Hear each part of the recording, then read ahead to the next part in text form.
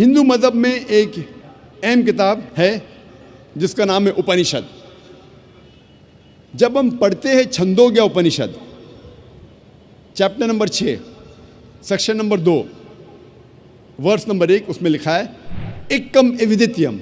یہ ایک سنسکرت شلوک ہے جس کے معنی ہے خدا ایک ہے، ایشور ایک ہے، دوسرا نہیں ہے. حقیقت یہ ہے کہ میں ہی اللہ ہوں، میرے سوا کوئی معبود نہیں ہے، اس لیے میری عبادت کرو اور مجھے یاد رکھنے کے لیے نماز قائم کرو. اور اللہ نے فرمایا ہے کہ دو معبود نہ بنا بیٹھنا، وہ تو بس ایک ہی معبود ہے، اس لیے بس مجھی سے ڈرا کرو. کہہ دو بات یہ ہے کہ اللہ ہر لحاظ سے ایک ہے. اللہ ہی ایسا ہے کہ سب اس کے محتاج ہیں، وہ کسی کا محتاج نہیں. نہ اس کی کوئی اولاد ہے اور نہ وہ کسی کی اولاد ہے، اور اس کے جوڑ کا کوئی بھی نہیں.